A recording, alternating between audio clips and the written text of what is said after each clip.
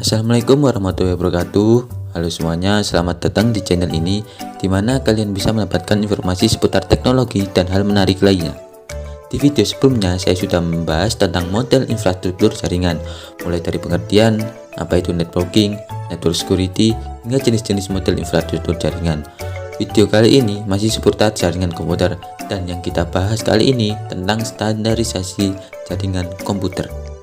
Oke, seperti biasa kita awali di pengertiannya. Apa sih itu standarisasi jaringan komputer? Standarisasi jaringan merupakan sebuah aturan atau ketentuan yang diharuskan untuk dipatuhi oleh setiap brand. Standarisasi ini bisa disebut juga aturan main untuk jaringan komputer. Contohnya seperti saat kita membuat kabelan. Dalam proses pembuatan kabel ada dua standarisasi, yaitu TIA 568A dan TIA 568B. Standarisasi ini harus kita ikuti untuk membuat sebuah kabelan, karena jika tidak sesuai dengan standarisasi yang ada, maka kabelan sudah pasti tidak bisa digunakan. Oke, sekarang kita akan membahas tentang organisasi yang mewadahi standarisasi jaringan komputer. Yang pertama ada ISO, merupakan International Organization for Standardization, yaitu sebuah organisasi internasional yang bertugas untuk menetapkan standar atau ketentuan yang berada di bidang industrial dan komersial seluruh dunia. Standar yang ditentukan oleh ISO sudah banyak sekali. Yang sudah kita ketahui saat ini yaitu standar jenis film fotografi untuk kartu telepon, kartu ATM bank, dan standar perkabelan. Standarisasi yang ISO buat di bidang IT atau dunia komputer adalah ISO atau IEC 27001. ISO 27001 merupakan standarisasi sistem manajemen keamanan informasi atau Information Security Management System atau yang bisa disebut ISMS. Kebanyakan standarisasi ini diterapkan oleh perusahaan-perusahaan di bidang IT. Yang kedua ada Telecommunicational Industrial Association atau TIA, merupakan organisasi yang bekerja sama dengan Electronic Industry Association atau EAA. Mereka bekerja sama di bidang industri perkabelan. TIA dikenal bagus untuk mengembangkan standarisasi pemasangan kabel menggunakan desain dan instalasi pemasangan kabel yang tersusun rapi.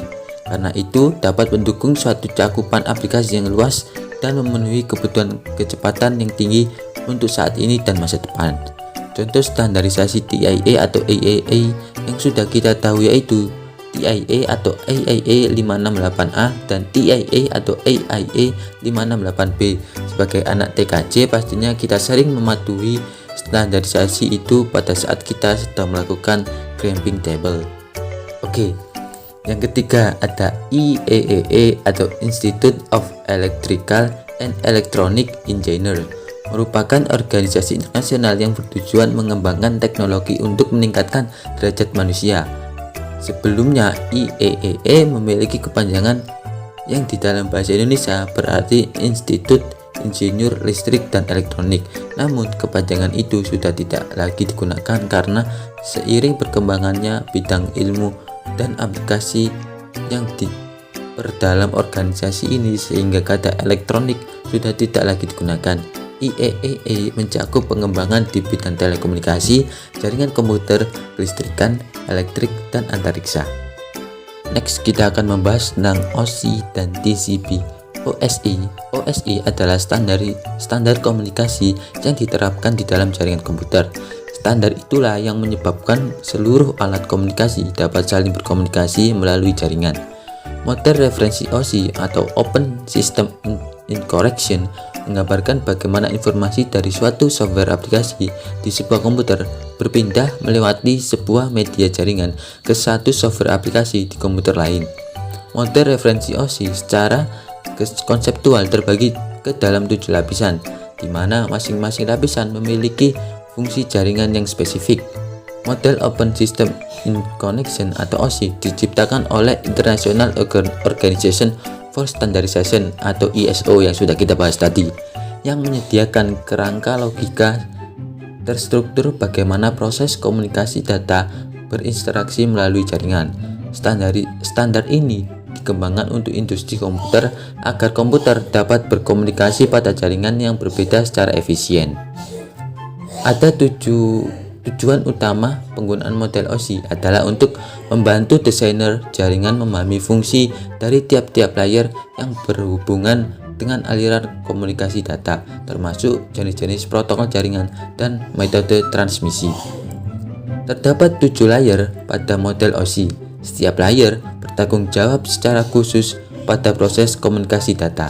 Misalnya, satu layer bertanggung jawab untuk membentuk koneksi antar perangkat, sementara layer lainnya bertanggung jawab untuk mengoreksi terjadinya error selama proses transfer data berlangsung.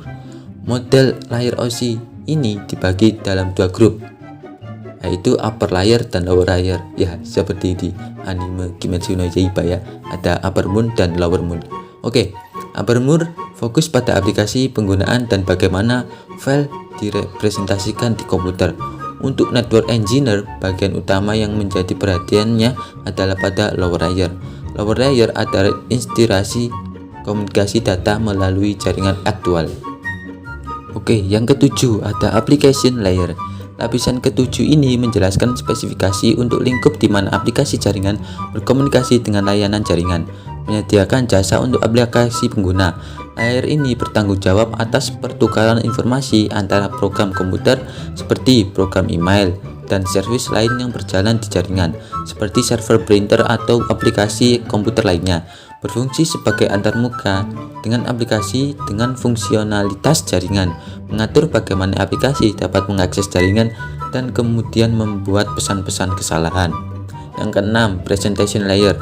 Lapisan keenam ini berfungsi untuk melestarikan data yang hendak ditransmisikan oleh aplikasi ke dalam format yang dapat ditransmisikan melalui jaringan. Yang kelima, session layer. Lapisan kelima ini berfungsi untuk mendefinisikan bagaimana koneksi dapat dibuat, dipelihara, atau dianjurkan.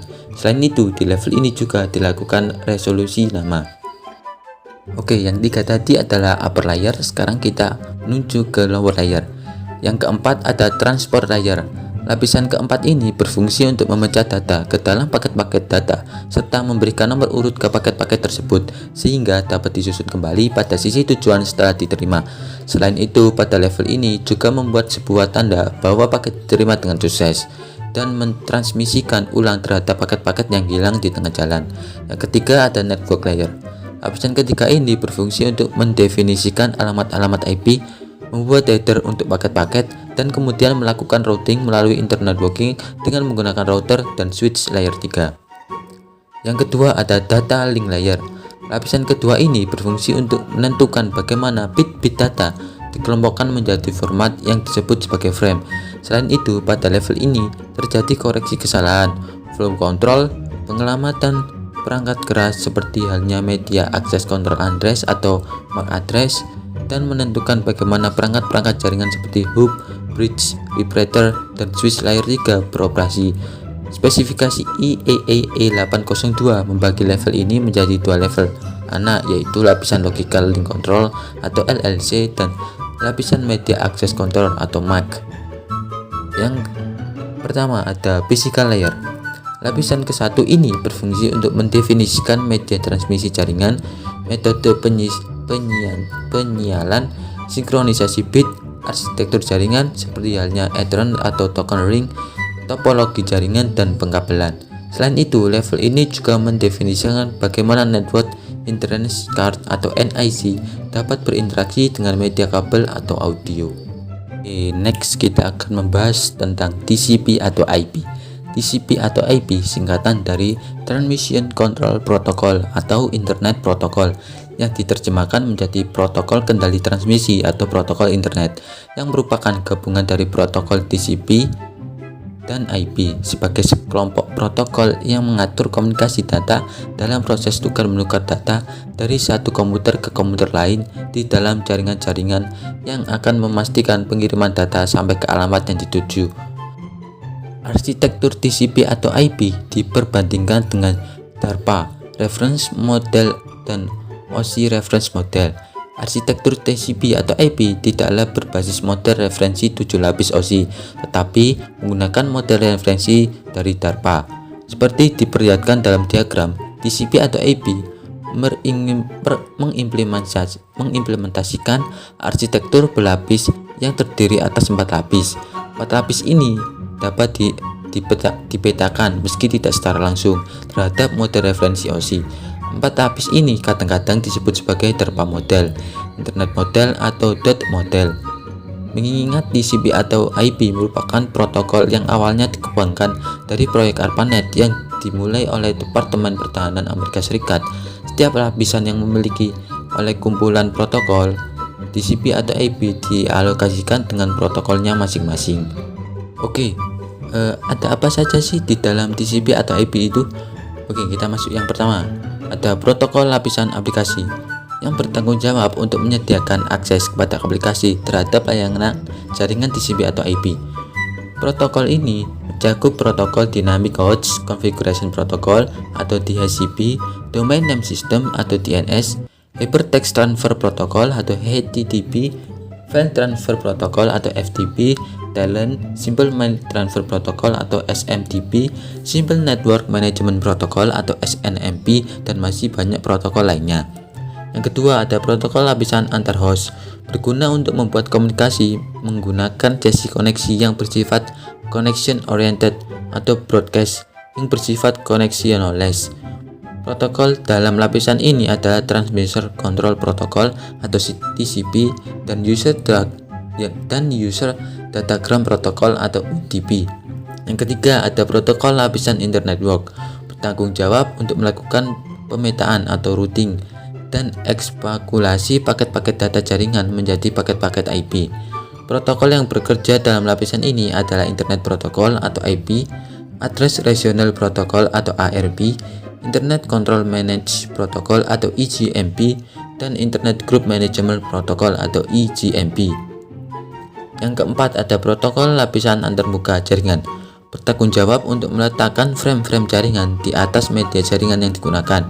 TCP atau IP dapat bekerja dengan banyak teknologi transport melalui dari teknologi transport dalam LAN, MAN, dan WAN, Integrated Server Digital Network atau ISDN, serta Asynchronous Transfer Model atau ADM.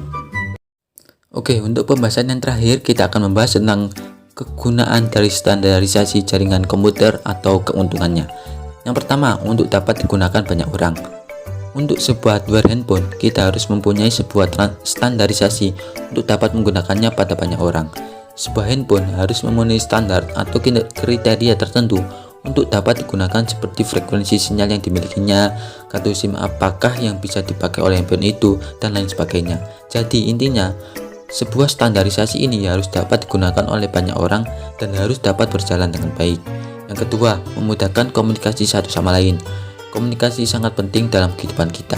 Kita ambil contoh, apabila terdapat sekumpulan komputer pada satu vendor A yang sama terhubung ke dalam sebuah jaringan lokal atau LAN dengan protokol vendor tersebut, kemudian ada sebuah komputer lain dari komputer dengan vendor B ingin terhubung ke dalam jaringan tersebut yang tidak memiliki protokol dari vendor A, tentu komputer dari vendor B mengalami kesulitan untuk terhubung. Jadi sebuah standarisasi harus dibangun dan diberlakukan secara umum untuk memudahkan komunikasi antara satu dengan yang lainnya. Yang ketiga, memudahkan dalam melakukan pekerjaan. Sebuah standarisasi bisa membantu kita dalam berbagai pekerjaan, contohnya dalam pembuatan kabel jenis crossover dan straight. Terdapat standarisasi yang bisa kita gunakan, yaitu T568A dan T568B untuk memudahkan kita dalam pembuatan jenis kabel tersebut. Apabila tidak terdapat standarisasi tersebut, tentu kita akan sedikit bingung dalam pembuatan kabel tersebut. Jadi standarisasi dapat memudahkan kita dalam melakukan pekerjaan. Oke, itu saja yang bisa saya sampaikan mengenai standarisasi jaringan komputer. Ya, memang tidak terlalu detail dan meluas, tetapi diharapkan bisa memberikan informasi kepada kalian ya guys ya. Oke, sampai di sini dulu video kali ini. Jika ada pertanyaan ataupun kritik dan saran, silahkan tuliskan di kolom komentar. Akhir kata, saya Jai pamit. Sampai ketemu di video selanjutnya. Wassalamualaikum warahmatullahi wabarakatuh. Bye.